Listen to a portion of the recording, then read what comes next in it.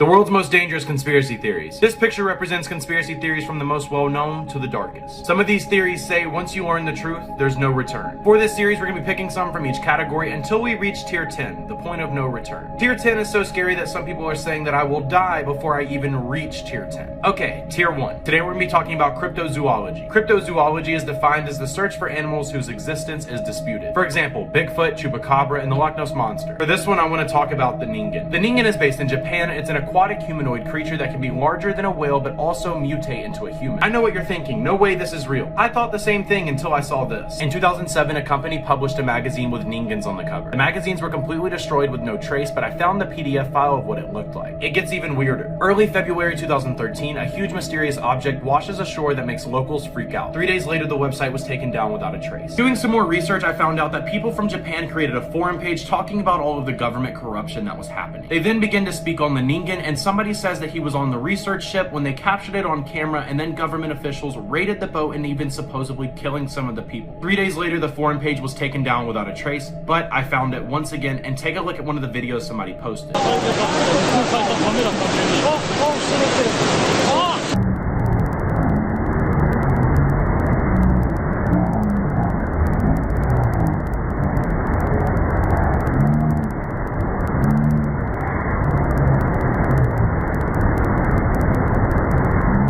So what do you think? Is this ningen just some myth, or is the government hiding something much darker? Okay, so tier 3. This is the point of no return. Today we're going to be talking about the Denver airport. The Denver International Airport is located in Denver, Colorado. Before we get to the conspiracies, let's go over the facts. During the process of building this airport, they apparently went over budget by $2 billion, and supposedly even more than that. They were also 16 months behind schedule. So now we're going to talk about some of the theories on why they went over a budget of $2 billion and why it took so long to build this airport. One of the most popular theories is that it's an underground facility for the global elite. There's a lot of facts to back this one up, but a construction worker claimed that the reason the delay was so long is because they were moving 5 buildings downstairs. And by downstairs, I mean in this underground tunnel. The second theory is the Mustang statue. This statue is a blue horse on its heels right in the center of the airport. Later, it was given the nickname Blucifer. The reason they call it Blucifer is because of the fourth horseman in the apocalypse in the book of Revelations. And the fourth horseman represents death. A lot of people have taken videos of this horse, and you can literally see red eyes even though there's no LED lights inside of them. The crazy thing is, the sculptor who built the statue actually was killed by it. The statue fell down, crushing him and splitting one of his arteries, killing him instantly. So maybe the reason for the delay was to hide something sinister. The final theory that most people believe is this is a foundation for the Freemasons. The Freemasons have some of the most powerful people in the world, which leads people to speculate that this is a headquarters for the Illuminati. There is even a statue that says March 19th, 1994, and those numbers equal the number 33, which is the highest level of Freemasonry. And under the date, the commission name is New World, hinting to the New World Order. The New World Order is thought to be a small group of people controlling the entire world under one government, creating total power and total wealth. So, do you think this airport accidentally spent over $2 billion, or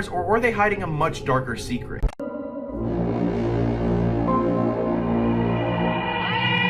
Okay, so tier 4. Very few people know about this conspiracy. Today we're going to be talking about artificial poisonous snow. To sum up what this means, this conspiracy believes that the government is creating artificial snow to control the population. The most common state in the United States that it snows in is New Hampshire. It snows in New Hampshire 118.5 days on average per year. Do you know what the most leading cause of death is in New Hampshire? Cancer. Some people might be confused, but if we take a look at the top 10 states in the United States that it snows in, the most common leading cause of death is heart disease or cancer, leaving people to speculate that they're creating artificial poisonous snow to control the population. About 7 years ago, a video circulated of a man putting a snowball on a grill and trying to get it to melt. But instead of melting, the entire snow turned black. One man in 2014 posted a blog post of him trying to burn a snowball with a lighter. He then goes on to say that the snowball burnt like plastic. He then later said that he thought it could have been the butane from the lighter, so he put his snowball on the kitchen table. Over the course of the next few days, the snowball never melted and water never leaked out. 1 year later, the man allegedly took his own life, leaving people to speculate that the government thought he knew too much. This conspiracy theory might seem far-fetched for some, but in 1967, the US opened a secret project called Operation Popeye. Operation Popeye was the study of weather warfare. The results of the experiment allegedly created 35 inches of rain in Vietnam during the Vietnam War, but President Nixon, all the way up to his death, denied the project ever existed. Then later in 1977, the UN banned all weather warfare. If weather warfare never even existed at that time, why would the UN feel the need to ban it? So do you think the snow is 100% natural, or do you think the government is hiding a much darker secret about what happened at Operation Popeye? Make sure to like and follow because we have a lot more to learn. Okay, so tier 5. Today we're going to be talking about Project Blue Book. Project Blue Book is the National Archive of UFOs. In 1961, an American couple named Benny and Barty Hill were supposedly abducted by aliens. The couple was driving and both of them claimed to see a very large bright light that got bigger as it moved. They continued driving and following this thing until eventually